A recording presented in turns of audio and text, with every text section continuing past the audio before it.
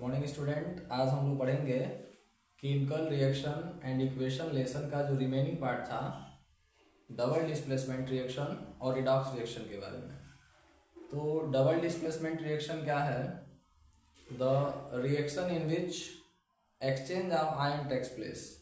वह रासायनिक अभिक्रिया जिसमें आयनों का आदान प्रदान होता है, उस रासायनिक अभिक्रिया को द्विविस्थापन अभिक्रिया कहते हैं। डेफिनेशन क्या होगा? The reaction in which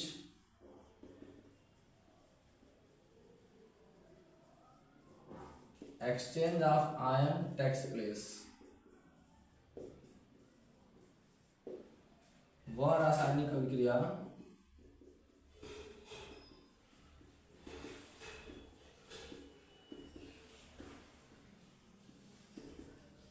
जिसमें आयनों का आदान प्रदान होता है,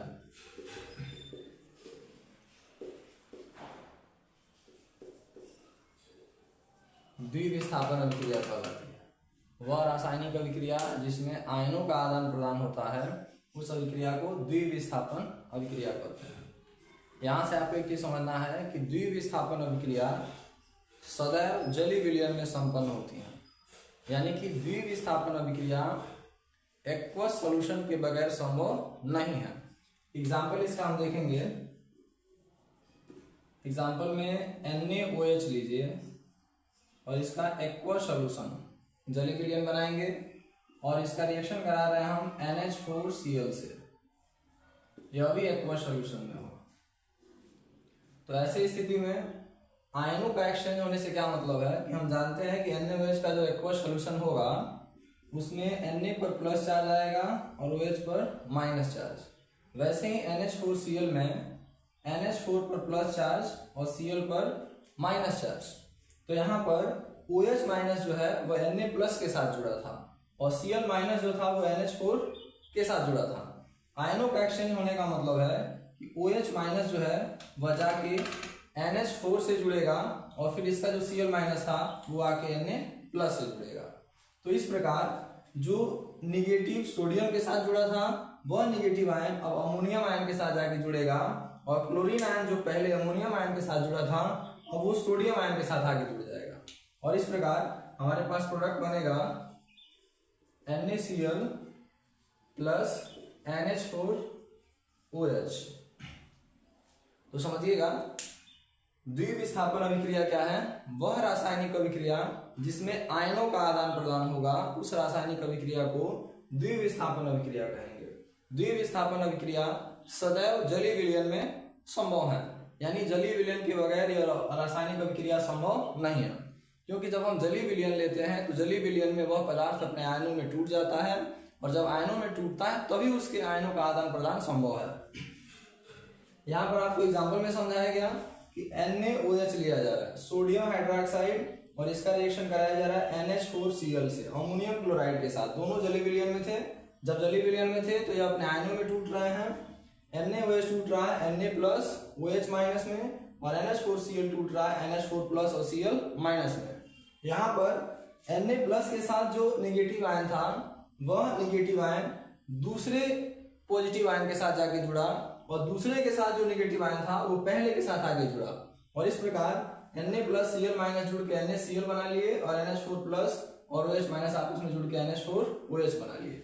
यहाँ से हमको एक चीज बताना था कि यह जो द्विविस्थापन अभिक्रियाएं होती हैं, द्विविस्थापन अभिक्रियाओं को अवक्षेपण अभिक्रिया भी कहा गया है, प्रेसिपिटेशन रिएक्शन, क्योंकि इस रासायनिक अभिक्रिया में एक उत्पाद ऐसा बनता है जो ठोस अवस्था में होता है और ठोस अवस्था में जो उत्पाद बनता है वह विलयन में नीचे की ओर जाकर अवक्षेप के रूप में बैठने लगता है और अवक्षेप का निर्माण होने के कारण इस अभिक्रिया को अवक्षेपण अभिक्रिया भी कहा गया है। एक और उदाहरण देखेंगे इसका। रिएक्शन कराया जाएगा NaNO3 का AgCl के साथ। ध्यान दीजिएगा, NaNO3 क्या है? सोडियम नाइट्रेट, इसका एक्वस सॉल्यूशन लेंगे, फिर AgCl का एक्वस सॉल्यूशन लेंगे। ऐसी स्थिति में जो NaNO3 है यह अपने आयनों में टूटेगा तो Na प्लस और NO3 पर माइनस। वैसे ही AgCl है तो Ag पर प्लस Cl पर माइनस, इसके आयनों का आदान प्रदान होगा तो ये जो NO3 निगेटिव है वो चला जाएगा Ag प्लस के साथ और Cl माइनस जो है वो चला आएगा Na प्लस के साथ और फिर प्रोडक्ट बनेगा NaCl प्लस AgNO3। तो इस रासायनिक अभिक्रिया में भी हम देख रहे हैं कि आयनों का आदान प्रदान हो रहा है। तो यहां से आप याद रखिएगा कि द्विविस्थापन अभिक्रिया क्या है, वह रासायनिक अभिक्रियाएं जिनमें आयनों का आदान प्रदान होता है वह द्विविस्थापन अभिक्रिया कहलाती हैं। और द्विविस्थापन अभिक्रियाएं सदैव जलीय विलयन में ही संभव है, क्योंकि जब वो अपने जलीय विलयन में होते हैं तो अपने आयनों में टूटते हैं अभिकारक और उनके आयनों का आदान प्रदान आसानी से संभव हो पाता है। एक चीज और आपको याद रखना होता है द्विविस्थापन अभिक्रिया में कि द्विविस्थापन अभिक्रियाओं में एक उत्पाद ठोस अवस्था में बनता है जो अवक्षेप के रूप में नीचे विलयन में प्राप्त होता है और अवक्षेप का निर्माण होने के कारण इस अभिक्रिया को अवक्षेपण अभिक्रिया भी कहा गया है। यहाँ से लास्ट रिएक्शन का टाइप बच रहा है रेडॉक्स रिएक्शन।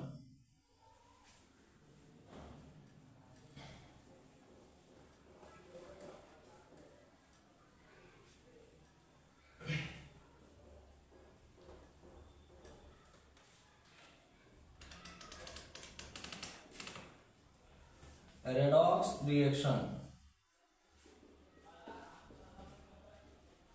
रेडॉक्स अभिक्रिया क्या है? रेडॉक्स अभिक्रिया देखिएगा, रेडॉक्स शब्द बना है रिडक्शन प्लस ऑक्सीडेशन से।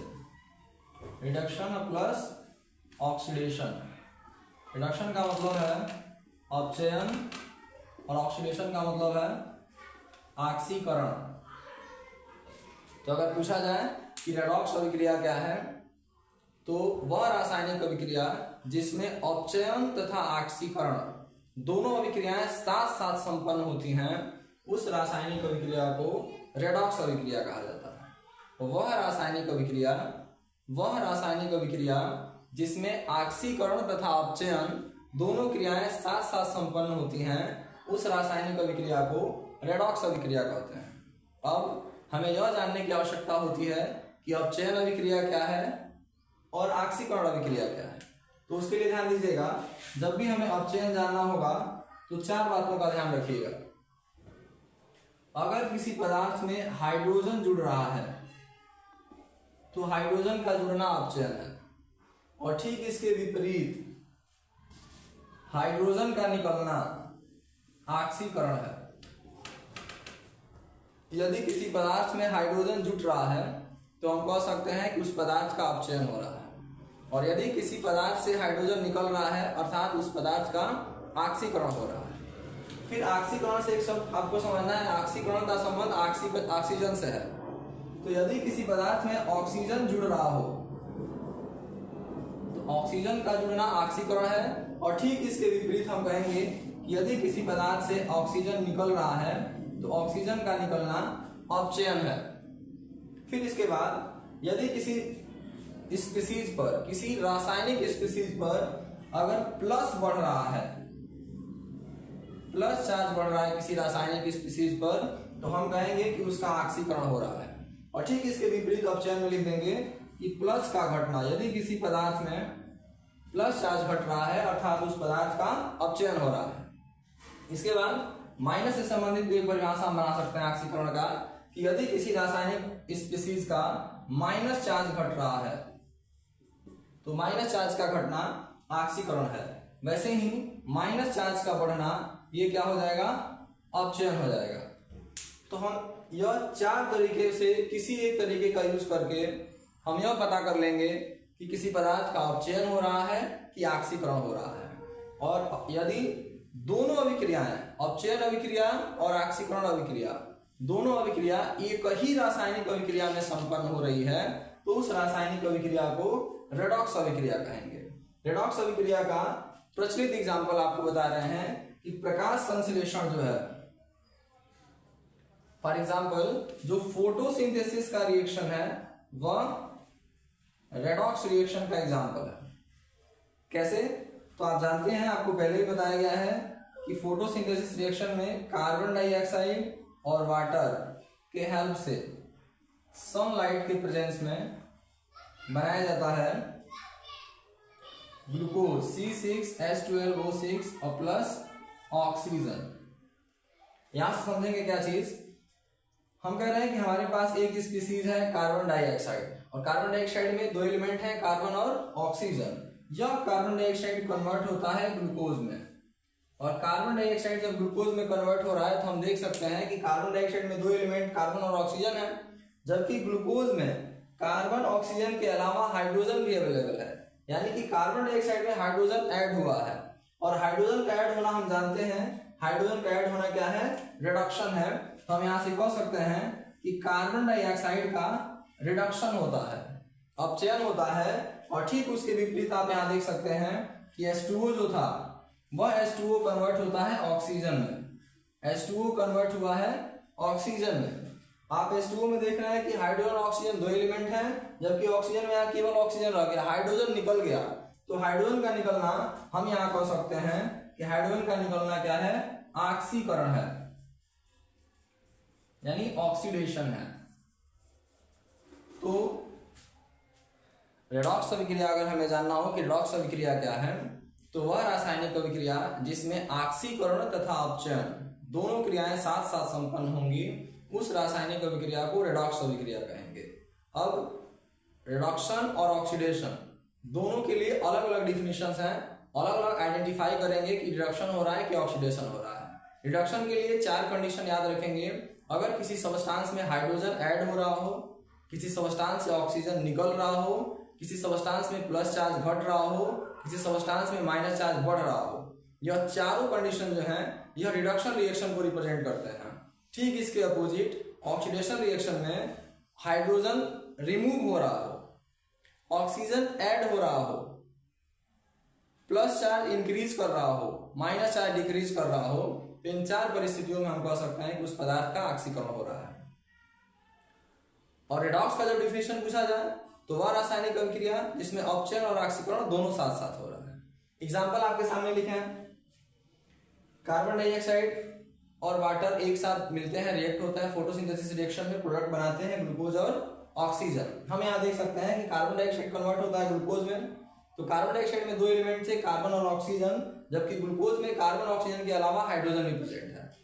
वैसे ही हम देख रहे हैं कि हाइड्रोजन जब इसमें ऐड हुआ है तो हाइड्रोजन का ऐड होना मतलब यहाँ इसका अपचयन हो रहा है, रिडक्शन हो रहा है। और जो वाटर है वो वाटर कन्वर्ट हुआ ऑक्सीजन में, यानी कि इसमें से हाइड्रोजन रिमूव हो गया, तभी तो केवल ऑक्सीजन बचा, और हाइड्रोजन का रिमूवल क्या है, ऑक्सीकरण है। तो इस प्रकार हमने 2 रिएक्शन जाना, रिडॉक्स रिएक्शन को और डिस्प्लेसमेंट रिएक्शन को। इसके बाद हमें इस रिलेशन में जानना होता है कोरोजन। एक शब्द है कोरोजन, कोरोजन का हिंदी है संक्षारण।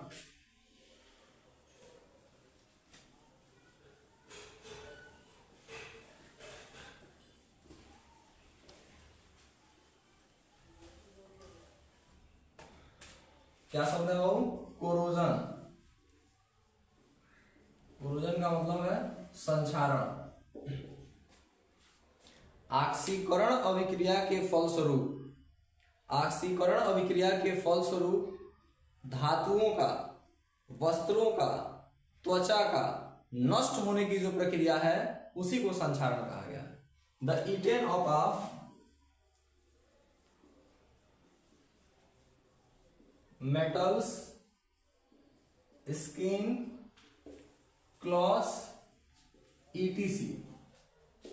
by the oxidation reaction. by the oxidation reaction. ऑक्सीकरण अभिक्रिया द्वारा,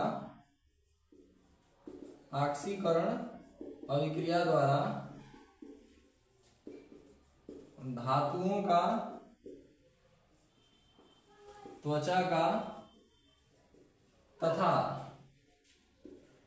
वस्त्रों का नष्ट होना क्या है, संक्षारण है। संक्षारण का डेफिनेशन याद रखेंगे, the eaten up of metals, skin, clothes etc by the oxidation reaction is called corrosion. ऑक्सीकरण अभिक्रिया द्वारा धातुओं का, त्वचा का तथा वस्त्रों का नष्ट होना संक्षारण कहलाता है। संक्षारण का एक सबसे फेमस एग्जाम्पल है rusting of iron. Rusting of iron, लोहे में जंग लगना, लोहे में जंग लगना।